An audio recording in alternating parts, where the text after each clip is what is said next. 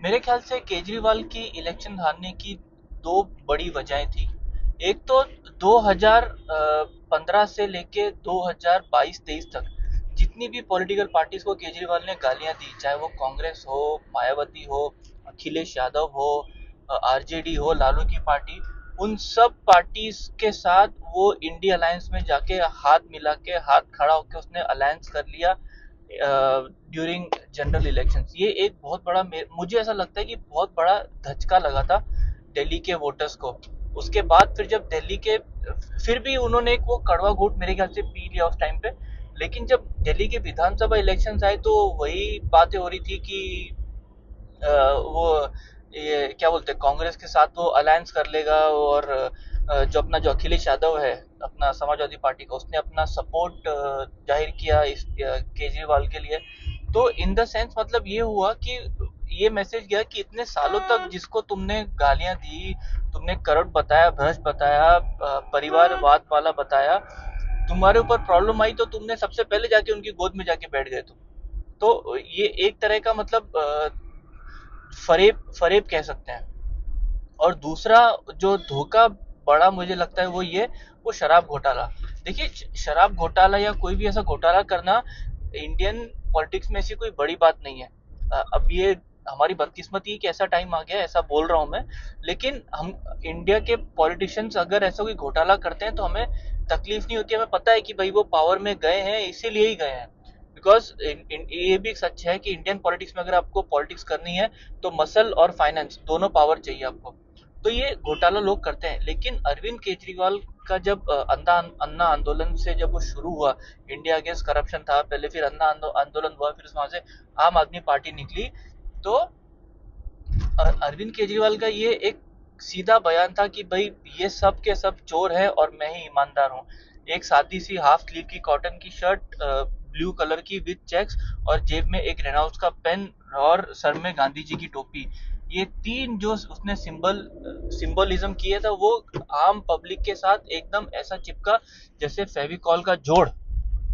और पब्लिक ने उसकी बातों को हाथों हाथ ले लिया और मान लिया कि भाई ये चोर नहीं है। वो इस तरह से उसने अपना फरेब और झूठ फैलाया कि जब कोरोना के सेकेंड वेव में, जब दिल्ली में ऑक्सीजन की कमी थी और अरविंद केजरीवाल रोज ट्वीट करता था कि भाजपा जो है, नरेंद्र मोदी जो है, वो दिल्ली वालों के लिए ऑक्सीजन का प्रबंध नहीं कर रहे हैं, तो वो ऑक्सीजन का प्रबंध नहीं कर रहा था केजरीवाल। वो रोज ट्वीट कर रहा था कि भाई हमको ऑक्सीजन नहीं है, ये नहीं है, वो नहीं है। उस टाइम पे उसने अपना शीश महल बनाया, और शीश महल उसने ये भी कर दिया, जस्टिफाई भी कर दिया लोगों के सामने, और लोगों ने गले से उतार के उस चीज को एक्सेप्ट कर लिया कि नहीं, हाँ भाई ये केजरीवाल ठीक बोल रहा है कि ये तो गवर्नमेंट की प्रॉपर्टी। अरे गवर्नमेंट की प्रॉपर्टी मीन्स क्या? किसी ने उसको ये नहीं पूछा कि भाई तुम गवर्नमेंट की प्रॉपर्टी गवर्नमेंट के लिए बना रहे हो, लेकिन एट दिस मोमेंट उसकी नीड है क्या? एट दिस मोमेंट उसकी नीड किस चीज की है? तो एनीवेज, अ, मैं क्या बोल रहा था, हाँ, तो ये। और उसके बाद आया शराब घोटाला। शराब घोटाले में लोगों को ऐसा लगा कि आई मीन जो लोग जिस जिस चोरी की बात कर रहा था और अपने आप को ईमानदार बता रहा था, ये तो उनसे भी गया गुजरा है। हमको बचपन में कहानी सुनाई जाती थी, भेड़ की खाल में भेड़िया, आप लोगों ने सुनी होगी। अरविंद केजरीवाल वो निकला, और वो ज्यादा दर्दनाक है बिकॉज इन लोगों से तो हमारी एक्सपेक्टेशन नहीं थी। हमारी एक्सपेक्टेशन तो जगाई अरविंद केजरीवाल ने, और उस एक्सपेक्टेशन पे खरा नहीं उतरा। खरा उतरना छोड़ो, उसने वही चीज की जो बाकी लोग कर रहे थे। और इसीलिए मुझे लगता है कि दिल्ली की जनता ने डिसाइड कर लिया कि भाई इसको हराना है, और खास करके उसको केजरीवाल अपनी खुद की सीट हार गया। तो इसको, इसलिए मुझे लगता है, और इन सब के ऊपर लगा परसेप्शन और मुद्दे का तड़का।